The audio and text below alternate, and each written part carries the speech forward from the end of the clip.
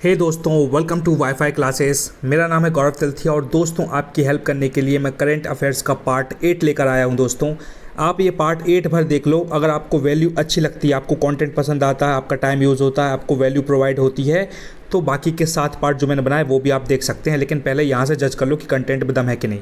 एक और बात बताना चाहता हूँ दोस्तों कि मैं कंटेंट कहाँ से लाता हूँ। मैं यूपीएससी, एमपीपीएससी और एसएससी की बुक्स मेरे टेबल पर रखी हुई हैं प्रीवियस ईयर की।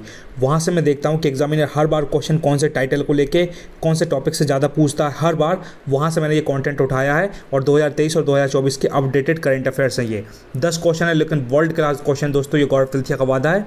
अब मैंने इतनी हवाबाजी कर दी है तो अब देख लो कंटेंट का पावर।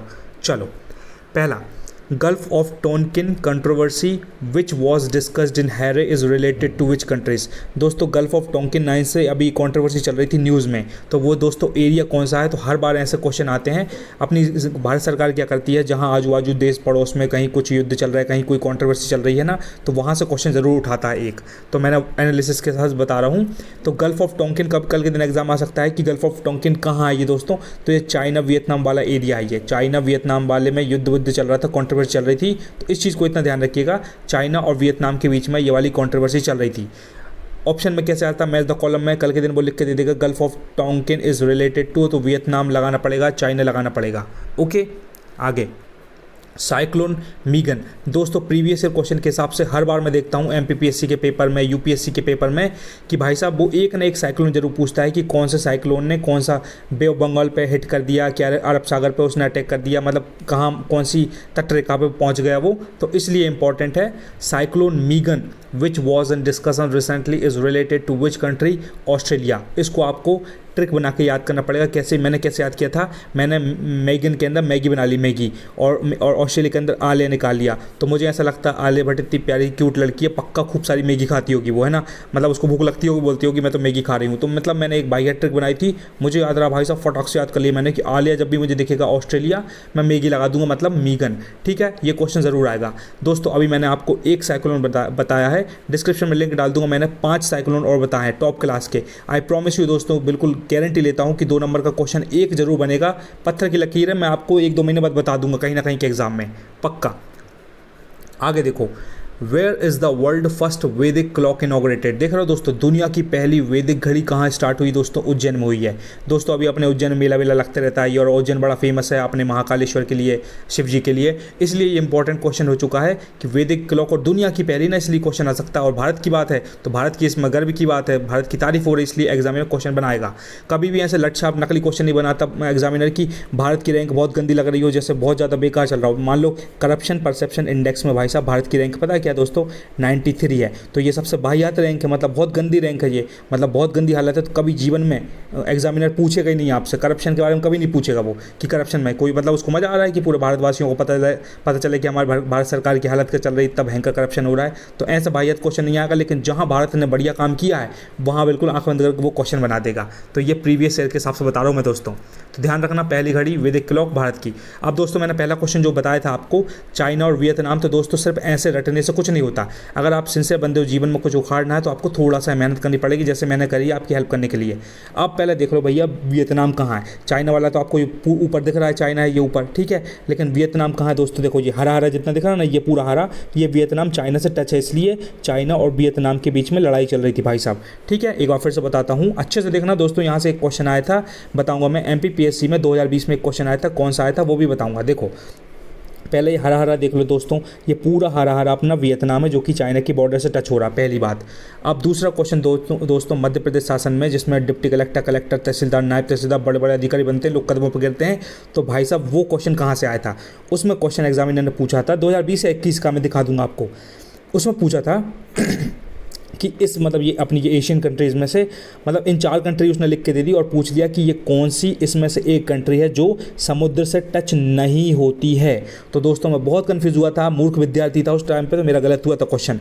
तो मैंने क्या किया दोस्तों, थाईलैंड मार के आ गए थे। लेकिन जब मैंने घर पर आकर देखा तो स्पष्ट दिख रहा था भाई साहब कि थाईलैंड से तो समुद्र ये टच हो रहा है, तो थाईलैंड मेरा क्वेश्चन हो गया गलत। तो इसका आंसर था दोस्तों लाओस। देखो LAOS लाओस है ना, देखो ये कहीं की समुद्र की सीमा को टच नहीं कर रही है, इसलिए लाओस उसका आंसर था, जो कि मैंने गलत करके आया था और मूर्ख विद्यार्थी साबित हुआ था। एक बार फिर से बताता हूँ, एग्जामिनर ने क्वेश्चन पूछा था कि इसमें 4 क्वेश्चन देखो, थाईलैंड, लाओस, वियतनाम और कंबोडिया, 4 कंट्री के नाम लिख के दे दिए थे और कलर चेंज करता हूँ। और पूछा था भाई साहब इसमें से कौन सी कंट्री समुद्र की सीमा को टच नहीं करती है, तो उसका आंसर दोस्तों लाओस था, जो कि आपको पता होना चाहिए। मेरा गलत हुआ था, अब आपका नहीं होना चाहिए। तो 3 कौन सी कंट्री जो दोस्तों टच करती है, थाईलैंड देखो स्पष्ट दिख रहा है ये टच कर रही है, कंबोडिया देखो, कंबोडिया भी देखो यहाँ से टच कर रही है, और अपने वियतनाम तो बिल्कुल समुद्र से घिरी हुई है, बिल्कुल टच ही है, बिल्कुल कोई दिक्कत नहीं है। तो 3 कंट्री टच करती है, अकेली लाओस LAOS जो लाओस कंट्री नाम की है वो टच नहीं करती, इतना ध्यान रखना।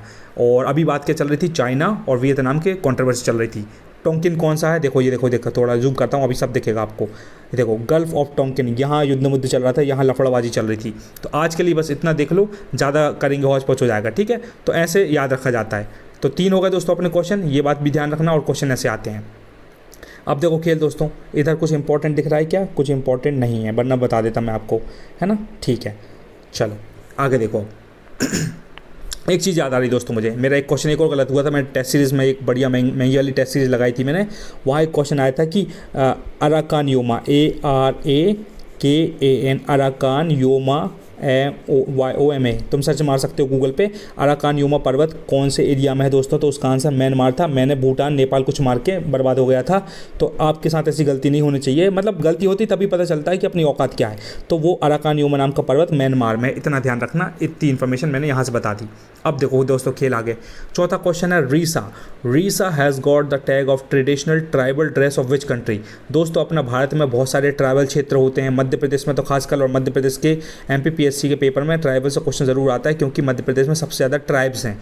तो इसलिए आपको पता होना चाहिए कि ट्राइबल ड्रेस का GI टैग किसको मिला है, त्रिपुरा का मिला है, ठीक है। इस चीज़ को रीसा आपको याद रखना पड़ेगा, रीसा, ओके। मैंने गंदी बाह्य ट्रिक बताई थी, लेकिन बता नहीं सकता मैं, लेकिन खुद याद रख लो आप।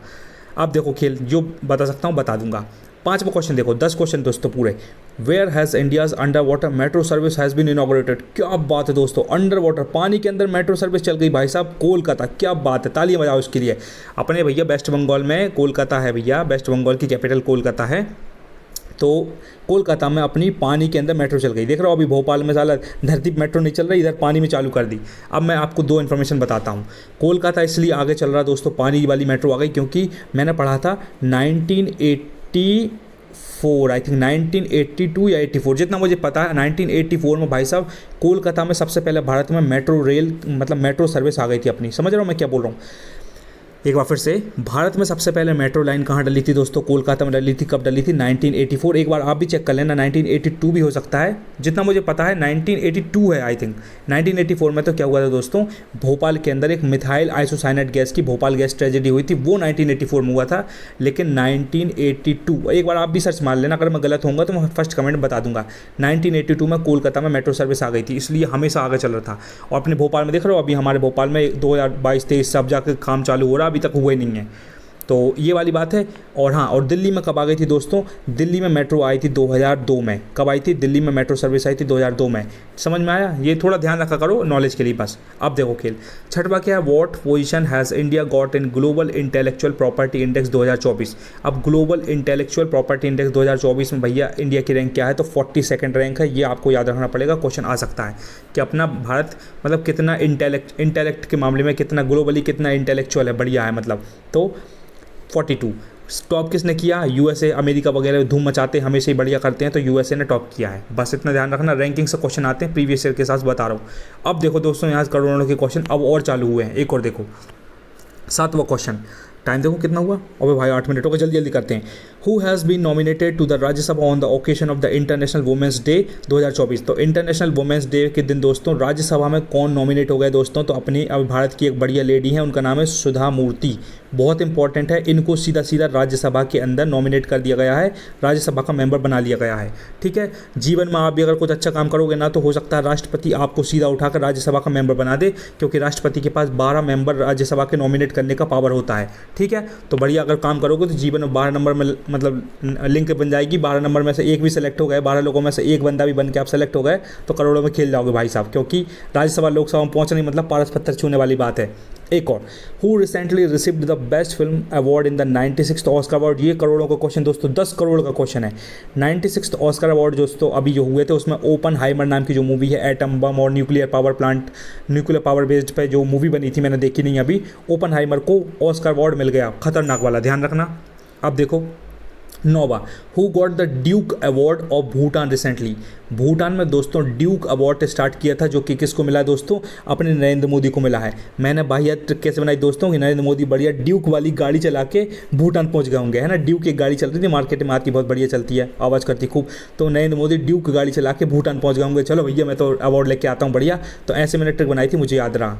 आ सकता है दोस्तों, क्योंकि गांधी अपने नरेंद्र मोदी का अवार्ड मिला है, भारत के लिए गर्व वाली बात है। तो एग्जामिनर चापलूस आदमी भारत का फटाक से वो क्वेश्चन बना देगा, भारत की तारीफ होना चाहिए बस।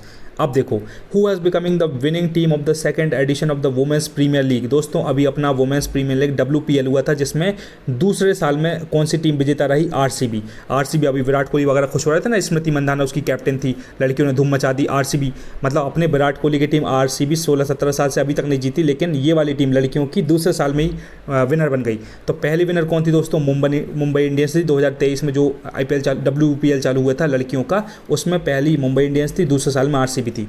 अब एक और करोड़ों की बात, क्वेश्चन यहाँ से शायद ना आए, लेकिन यहाँ से क्वेश्चन जरूर आ सकता है, क्योंकि लड़कियाँ धूम मचा रही हैं भाई साहब। क्वेश्चन फिर से बनेगा, क्योंकि एग्जामिनर लड़कियों को मतलब पूरा बराबरी का दर्जा देने के लिए ऐसे क्वेश्चन बनाएगा। प्रीवियस के हिसाब बता रहा हूँ मैं, कुछ भी नहीं बता रहा हूँ, सब पूरा एनालिसिस का खेल है। अब देखो पर्पल कैप किसको मिला दोस्तों, श्रेयंका पाटिल नाम की एक लड़की है, प्यारी सी लड़की, देख लेना फोटो देख लेना, मूड फ्रेश हो जाएगा। और इसका जितना मूड फ्रेश होगा उससे ज़्यादा मूड फ्रेश तुम्हें इस लड़की का फोटो देखने में हो जाएगा। इसका नाम है, ऑरेंज कैप मिला है इसको, एलिस पेरी। बहुत ही खूबसूरत, बहुत ही हॉट, स्टैनिंग और ब्यूटीफुल और ख़तरनाक लड़की है, मतलब प्यार हो जाएगा आपको गारंटी। तो जरूर फटाफट जाकर सर्च मार लेना। एलिस पेरी को ऑरेंज कैप मिला है और अपनी श्रेयंका पाटिल को पर्पल कैप मिला है। ओके, और दिन की कंट्री देख लेना कौन कौन सी कंट्री से, दोनों पता चलेगा। और दोनों टीम कौन की, RCB टीम की, दोनों दोस्तों, दोनों RCB टीम की लड़कियां हैं धमाकेदार। दोनों की फोटो देख लेना, मूड फ्रेश हो जाएगा गारंटी। बस दोस्तों 10 क्वेश्चन ही पढ़ाने थे, मैं आपको रिवाइज भी नहीं करवाऊंगा, टाइम आपका फालतू वेस्ट होगा। मैंने पूरी ताकत लगा पढ़ा दिया है। अब बस आपसे उम्मीद करूंगा कि आपको वीडियो पसंद आया हो। कमेंट करके जरूर बताना वीडियो कैसा लगा, इन्फॉर्मेशन मिली कि नहीं, और क्या इंप्रूव कर सकता हूँ वो बताना। शेयर कर दे एक बंदे को जिसको आप प्यार मोहब्बत करते हैं। अगर कंटेंट पसंद आए, आपका टाइम यूज़ हुआ हो, वैल्यू मिली हो, तो सब्सक्राइब कर लें और बाकी के 7 पार्ट भी आप देख लें। Thank you so much guys, until we meet again, Gaurav Talatiya signing off, love you all, bye. Virat Kohli की तरह मेहनत करो 120%, फिर देखो कैसा आपका नाम चलता है।